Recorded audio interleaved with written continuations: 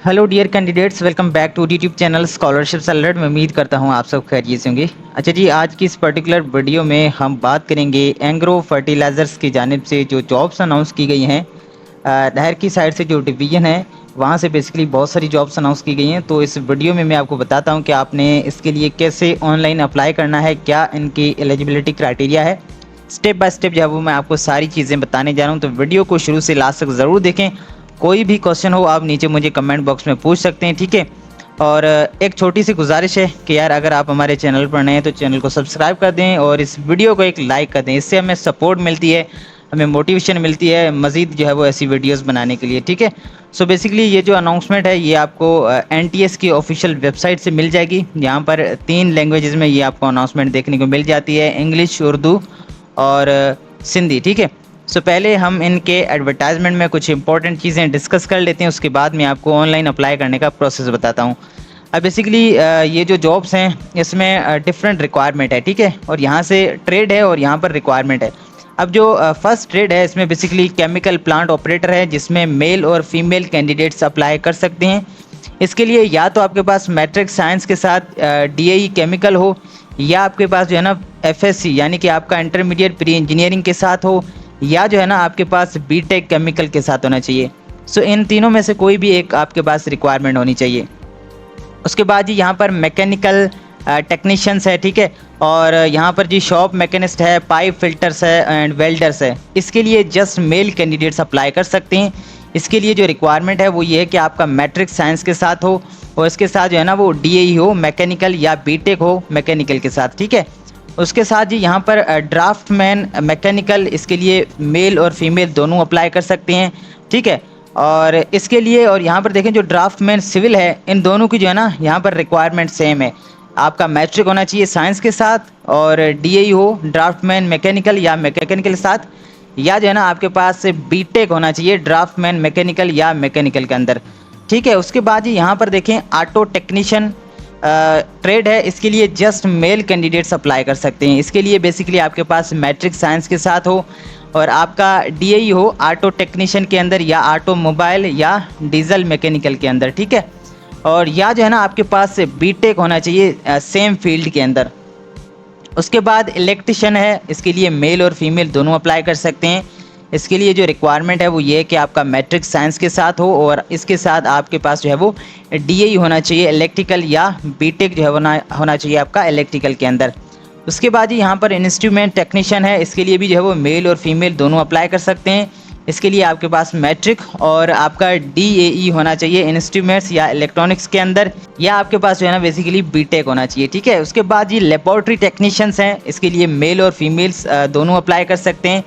इसके लिए बेसिकली आपके पास बीएससी केमिस्ट्री या बायोकेमिस्ट्री के साथ हो, या आपके पास जो है ना वो बेसिकली बीटेक केमिकल होना चाहिए, ठीक है।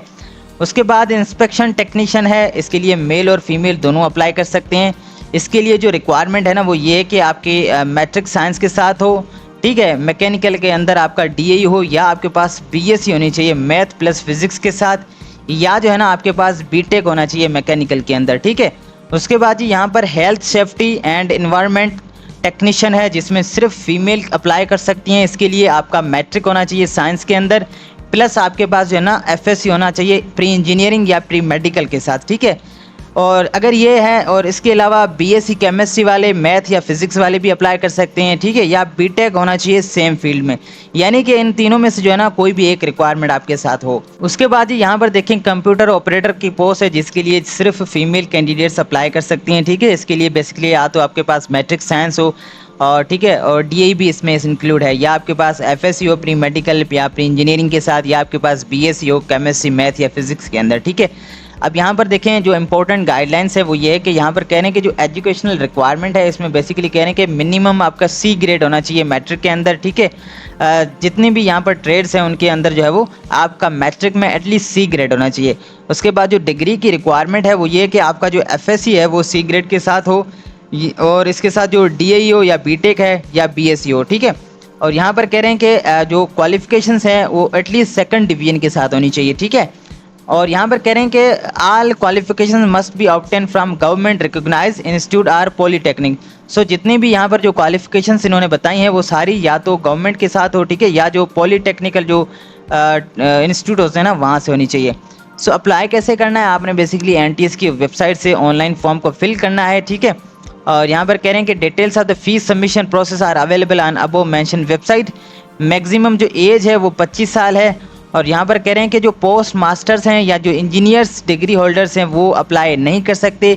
लास्ट डेट जो है वो अप्लाई करने की जुलाई की 4 तारीख है, तो जितना हो जल्द आपने जो है वो ऑनलाइन अप्लाई कर लेना है, ठीक है।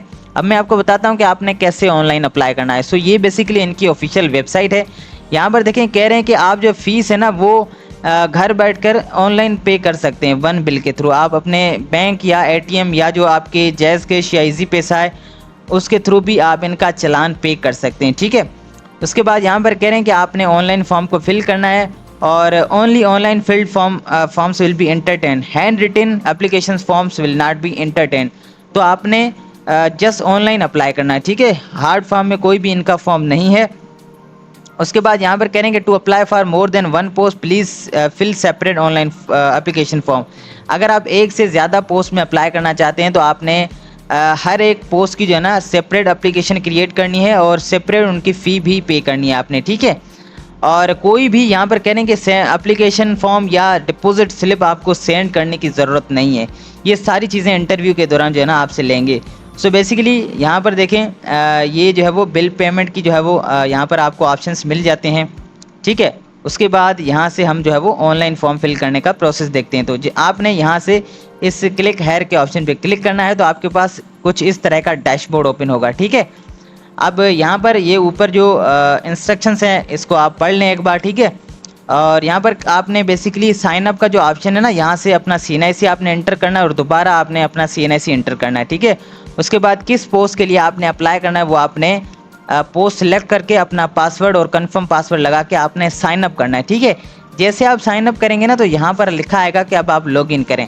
सो आपने सेम उसी पोस्ट के साथ जो है वो आपने अपने CNIC और पासवर्ड लगा के लॉगिन करना है। जैसे आप लॉगिन करेंगे तो आपके पास बेसिकली कुछ इस तरह का डैशबोर्ड ओपन होगा जिसमें आपका कंप्लीट यहाँ से आपने फॉर्म फिल करना है, ठीक है। सो यहाँ से अगेन मैं जो है वो अपना टेस्ट सिटी जो है वो चूज़ कर लेता हूँ। जो भी आपको करीब पड़ता है वो आप यहाँ से सिलेक्ट करें और किस पोस्ट के लिए आपने अप्लाई किया होगा यहाँ पर वो ऑटोमेटिक सिलेक्टेड होगी, ठीक है। उसके बाद आपने अपना नाम, अपने फादर का नाम, अपना CNIC नंबर लिखना है और उसके बाद ही यहाँ से आपने बेसिकली अपना रिलीजन बताना है, अपना स्टेटस बताना है कि आप मैरिड हैं या सिंगल हैं और शूज़ आपकी साइज़ क्या है। और उसके बाद ही यहाँ पर आपने अपनी डेट ऑफ बर्थ बतानी है, अपनी ईमेल एड्रेस और यहाँ से आपने अपना प्रोविंस बताना है, डोमिसाइल, ठीक है, कि आपका सिंध से है, बलूचिस्तान, AJK। उसके बाद ही यहाँ से आपने अपना जो है वो डिस्ट्रिक्ट बताना है। जैसे मैं यहाँ से सिंध करके सिलेक्ट करता हूँ तो यहाँ पर मेरे पास जो है वो ये सारे डिस्ट्रिक्ट्स जो होंगे, ठीक है। अपनी पोस्टल सिटी आपने बतानी है, पोस्टल एड्रेस बतानी है, अपना फ़ोन नंबर इस तरीके से आपने लिखना है, ठीक है। उसके बाद नीचे आपने रेजिडेंस अगर फ़ोन नंबर है तो दे दें, अगर नहीं है तो उसको लीव कर दें। यहाँ से आपने अपना फ़ोटोग्राफ अपलोड करना है, ठीक है। सब यहाँ पर देखें जो एकेडमिक इन्फॉर्मेशन है इसमें बेसिकली कह रहे हैं कि जो भी आपकी डिग्रीज़ या सर्टिफिकेट्स या ट्रांसक्रिप्ट के ऊपर जो डिग्रीज़ के नाम वगैरह या जो मेजर सब्जेक्ट्स हैं वही आपने यहाँ पर मेंशन करनी है, ठीक है। पहले आपने SSC यानी कि मैट्रिक का देना है, मैट्रिक का पासिंग ईयर आपने जो है वो सिलेक्ट करना है, ठीक है। उसके बाद टोटल मार्क्स, ऑब्टेन मार्क्स और यहाँ से आपने बोर्ड बताना है। उसके बाद इंटरमीडिएट या DAE की आपने एजुकेशन देनी है, ठीक है। तो जिसमें भी आपका DAE हो वो आप यहाँ से सिलेक्ट करें, कौन से ईयर में आपने पास किया, टोटल मार्क्स क्या आती है, ऑब्टेन मार्क्स क्या आती है और यहाँ से बोर्ड बताना है, ठीक है। उसके बाद बैचलर या BTech की आपके पास इन्फॉर्मेशन है तो BTech आपकी किस में है, इलेक्ट्रॉनिक्स के अंदर है, सिविल के अंदर है, तो वो आप सिलेक्ट करके पासिंग ईयर बताएं, टोटल मार्क्स, ऑब्टेन मार्क्स और यहाँ से आपने बोर्ड या यूनिवर्सिटी चूज़ करनी है या लिखनी है, ठीक है, जहाँ से आपने ये किया है, ठीक है। उसके बाद यहाँ पर कह रहे हैं कि अगर आपके पेरेंट्स जो है वो एंग्रो के अंदर जो कि डैर की साइड से परमानेंट जॉब कर रहे हैं तो आप यहाँ से येस करके उनकी डिटेल दे सकते हैं। अगर नहीं कर रहे हैं तो इसको आप लीव भी कर सकते हैं, ठीक है। उसके बाद यहाँ पर देखें जो रेफरेंस हैं ये दोनों रेफरेंस यहाँ पर आप ये नोट पढ़ लें।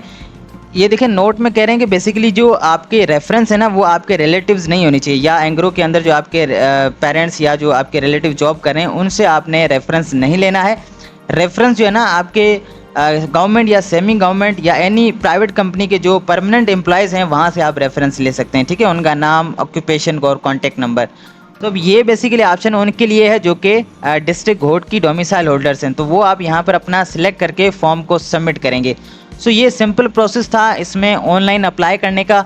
जैसे आप सबमिट करेंगे ना तो आपके पास जो है वो इनका चालान जनरेट हो जाएगा, जो कि आप अपने इजी पैसा या जेज कैश के थ्रू इजीली पे कर सकते हैं। ठीक है, अगर कोई क्वेश्चन है तो आप नीचे मुझे कमेंट बॉक्स में पूछ सकते हैं।